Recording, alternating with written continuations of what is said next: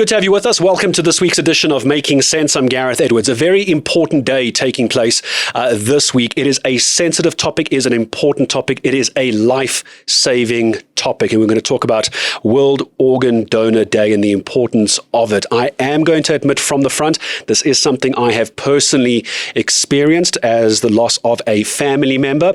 It is incredible work. They are angels, the amazing people at Netcare, the way that they are able to change so many people's lives. But there are questions, there are even concerns as to how the process would work, not just in the midst of a trauma, not just in the midst of the loss of a loved one, but also for the family. And I think it's so very important and so incredibly helpful that I have Mandy Topkin, Netcare Transplant General Manager, who's very kindly agreed to come in and join us on the podcast. And Mandy, thank you. I really appreciate you coming in. But before we get into it, you've got quite the designation. I'm calling you General Manager of Netcare Transplant. It doesn't do what you do justice. Tell me again exactly what your job is. Are you playing with me now? I am. Trauma. I'm the General Manager for Netcare for trauma, transplant, emergency departments, corporate social investment, and disaster management. See, they didn't know what to do with me. I don't even know how you put that onto a business card, so that's why I'm glad Mandy was able to do it. World Organ Donor Day. We obviously need to talk about it. It's very, very important. Why do we need to have a conversation about this? Because when you talk to people about organ donation, somebody always knows someone, but no one really knows anyone who's gone through with it. Why is it important to talk about? I think it's important not to talk about just on World Organ Donor Tribute Day, but I think every day in South Africa or in the world should be Organ Donor Tribute Day, because there are families every single day that are donating organs to assist other people. And I think this month, August, being World Organ Donor or being Organ Donor Month, we celebrate donors and their families who have really made a very difficult decision to assist other people to live in the midst of their trauma and their tragedy. So you also get living donors. So you get living related donors, which is not really as tragic as would be a cadaver donor, somebody who's declared brain dead. So those are a brother who would give to a sister, or a mother who would give to a child. So a child with liver failure might get a donation of a portion of the mother's liver, which is amazing. I mean, we all know we want to help. And when you look at people who agree to organ donation, the question you ask is, why have you done it? And most of them do it because they want to honor what their family member was as a person, in that they always wanted to help someone. So why die? Or why be in a critical condition in a hospital where you are no longer able to be saved because you're brain dead, and not give your heart or your lungs or your liver or your cornea or your skin to save somebody else's life? And I think that's what we celebrate. And we should celebrate that. And I've been to a number of the events where the families are asked to come through and celebrate with the recipients. It's obviously all private. I know there's a privacy involved. The recipients don't always know exactly who the donating family is, and vice versa, for obvious reasons. I don't want to take time on that, though, of course. When it comes to someone becoming an organ donor, in the case of, for example, an extreme case of brain death, when they sign up to be an organ donor, how much information do they get about the process if and when it were to happen? And how much info does the family get if and when it does happen to a loved one? Is there a juxtapose there, or is it quite transparent? No, I think there's a bit of a gap in how much they get. So signing up as an organ donor, when you sign and you make an informed decision to sign up as an organ donor, we expect a lot of information. You have gathered the information, you understand what it means. So if I potentially am involved in an accident, or I have a catastrophic bleed or a bad stroke where I'm no longer, where I can't be alive because my brain dies, and brain death is death, then those people know. The problem is that if you don't talk to your family and you don't discuss it with those around you, nobody knows what your wishes are. As the donor, you As the donor. So I'm sitting here today. Tomorrow I might have a significant bleed. My family know that I want to be an organ donor. So when I'm admitted to hospital and the doctors talk to me and they say to me, look, or they say to my family, you're no longer viable. You cannot survive this kind of illness or injury. My family should then turn to the healthcare team and say, but she wanted to be an organ donor. So we need to actually call in the specialist transplant nurse or the specialist donation nurse to come and talk. And in that instance, the family is given as much information as possible. It's impossible to reach every family out there and to discuss what organ donation is about. We've got the organ, the ODF, which is the Organ Donor Foundation, which is a public, which is a NGO that promotes organ donation to people and family. But ultimately, it's the responsibility of the person who wants to be an organ donor. And personally, I think every single person in South Africa should be an organ donor. We should not go to our grave knowing that we could have helped somebody else and we didn't. I think we all want to. And because it was important that what you raise now is that you've got the Netcare team. If there is a trauma in a case where there's a brain death, there is someone who is an organ donor. I didn't realize at the time there's a different team that comes in. And I think it's just, as a family grieving, something as small as that, it can be quite jarring already within this context of confusion and sadness and the trauma that they are going through, to not know a different team actually takes over. And I think it's important people know that. Well, I think we're trying to reach a situation where we don't have a different team that takes over. We want the specialist nurse to be involved with the first discussion that's held with the family around whether this is now futile care or where we're going with the patient. So that nurse actually becomes part of the medical team. And, if we're looking at excellence in organ donation, we're looking at saying every time a doctor and family, not a doctor, one single doctor, a multidisciplinary team has a discussion with the family about things that are not looking good, that specialist nurse is part of that team, so that you're not introduced to somebody new who comes in and everybody else says, oh, bye-bye, and they move off, and now you have like a completely different. It's wonderful you're phrasing it like that, because obviously as Netcare and as health professionals, you do this all the time, and it's wonderful work you do, but the families can be left a little, well, at least we were. In our case, we didn't know what was going on. Suddenly there's a new person in the room who understands what's happened, but we haven't built the rapport with them. And we have this wonderful doctor who's explained everything. Dr. Nash, I'm not scared to say her name. She was an angel. Great. She's lovely. But Dr. Nash had to, at some point, hand us off to someone else. And now you have to explain the whole story again. So I'm very glad Dr. Nash was a second opinion for you. That's correct. So the problem is, Gareth, is that not all healthcare workers are compassionate. And, it takes 45 seconds to sit down with a patient, okay, and connect. And most patient-doctor relationships, most patient-nurse relationships are a trust relationship. And unfortunately, I think some healthcare workers just lose insight. They see so much, they do so much. And I'm so proud that this weekend we ran the first course in Gauteng on what we call excellence in organ donation, run by a Professor David Thompson from Cape Town, from UCT. And here we took 45 healthcare professionals and we introduced them to a donor family, which was part of your family, and the insights that the family have. And so sometimes we as healthcare professionals, who are only human, make huge mistakes in fobbing people off, in thinking people understand what we're talking about, in bringing in a new team member, in not discussing it as a combined team and as a committed team.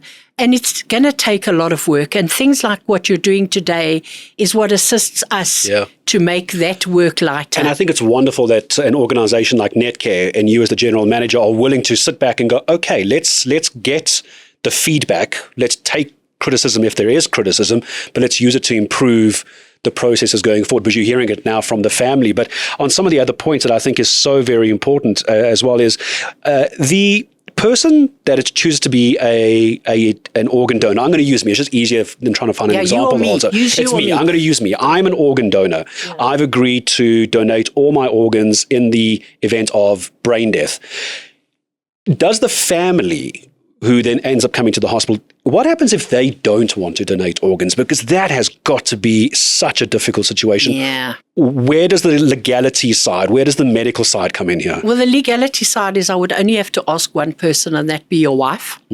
Okay, and if she said yes, we don't have to have the permission of every other family member. However, do I really want to create controversy in your family and distress in your family where maybe I don't know who your family is, but maybe you've got a brother or a sister or children who don't want this. So the only reason that people say no is because they come from an area of lack of knowledge and they haven't worked it through. And sometimes what we try and do is we try and move too fast with families. We don't give them till tomorrow to maybe think it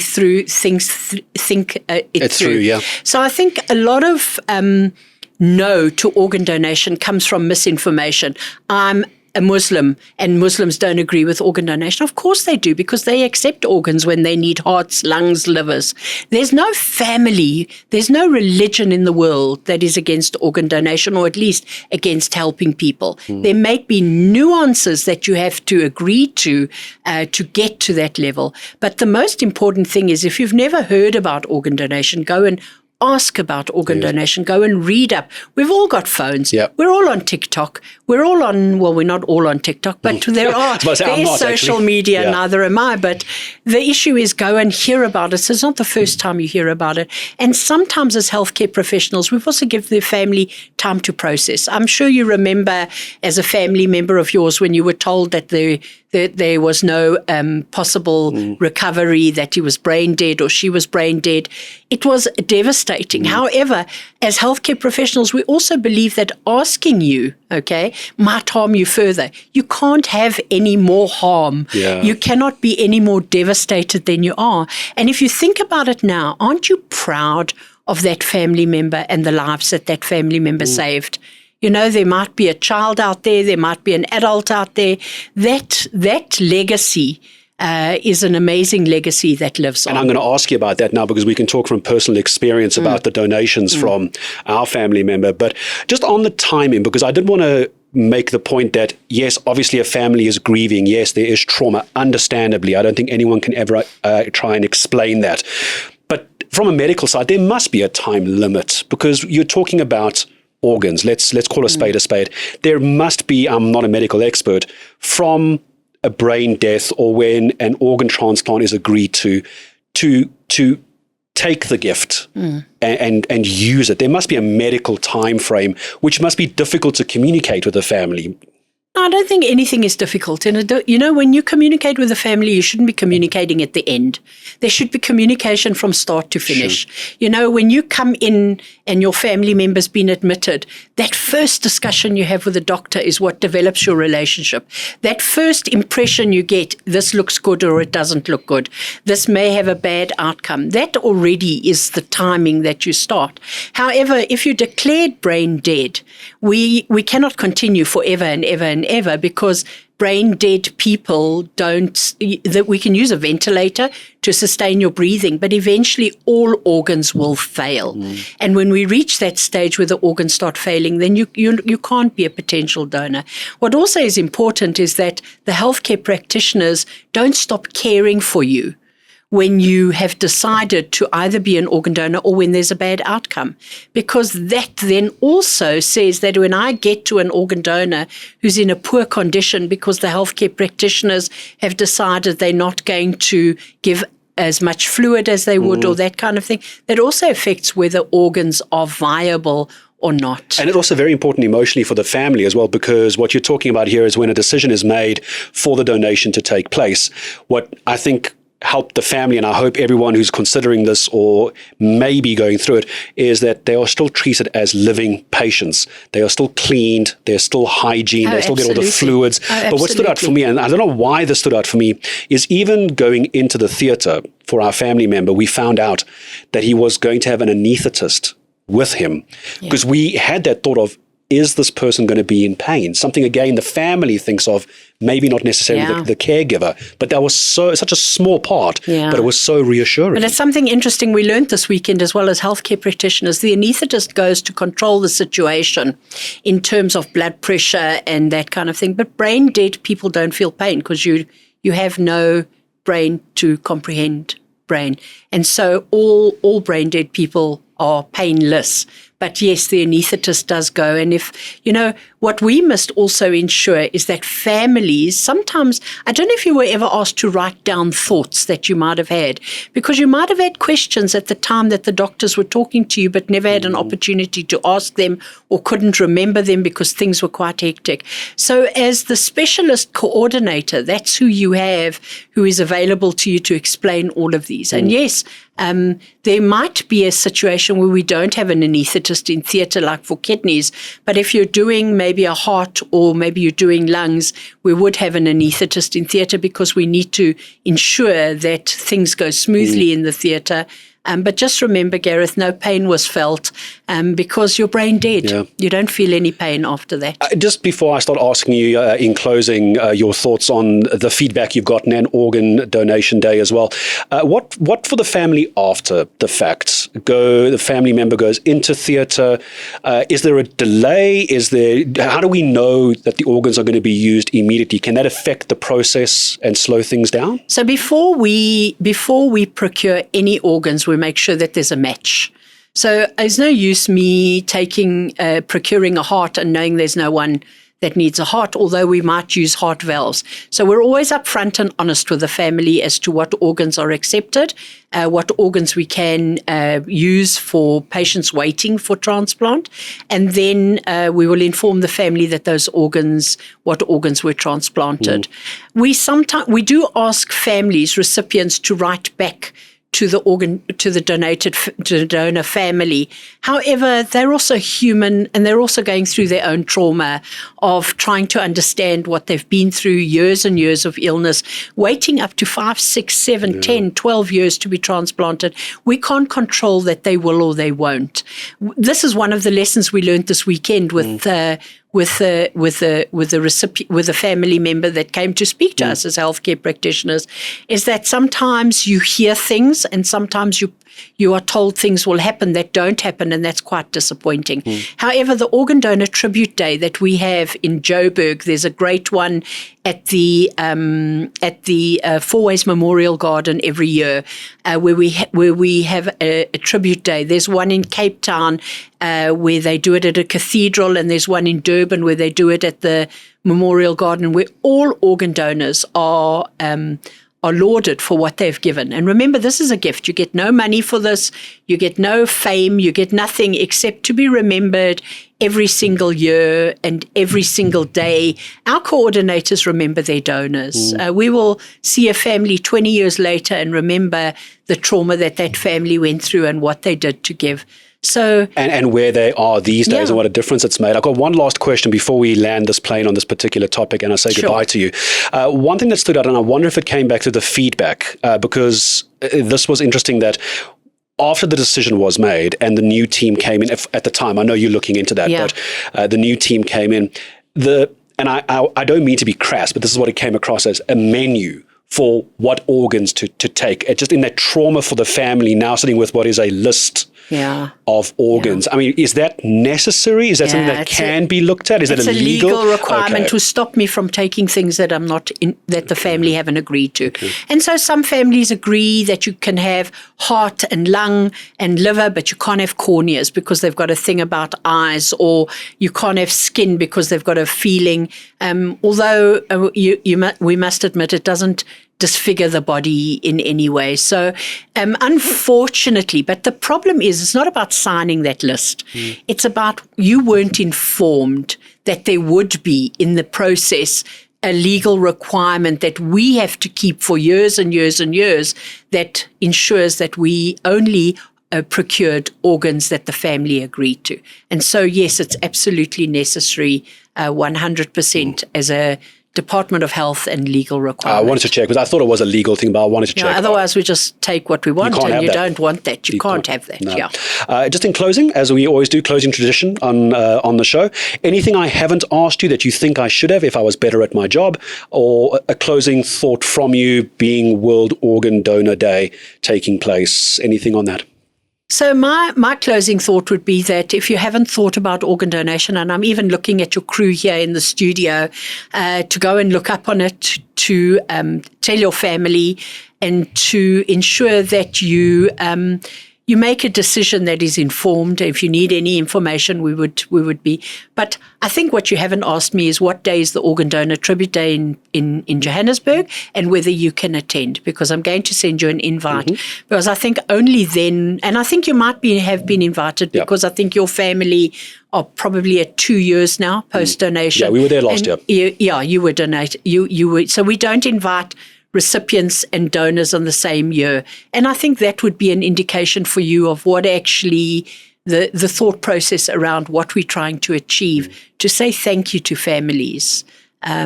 Otherwise, how do you get remembered? How do your family? And I think some families have attended for 20 years, because they find it soothing to be seen with other families that have donated. You can see what the donation was for, what their life meant, what the lives mean that have been changed as well. well. We hope you come again this year. I'm sure we will. Mandy, thank you very, very much. And I really appreciate you being so candid and so honest, and being wonderful as Netcare, being able to look back and speak to the families and take that information and do something so incredibly wonderful with it moving forward. Mandy Toepken, Netcare Transplant General Manager. I'm not going to try and say her whole title. It won't fit in a business card, but I'm very grateful. And Mandy is 100% correct. As I leave you for now, if you have never considered it, it is the gift that can truly change multiple lives, even if one day you're no longer around to see it happen. It's a wonderful thing to see. And thank you very much for joining us on this week's edition of Making Sense. I certainly hope it has made sense. I'll see you next week. Bye-bye. Thank you, Gareth.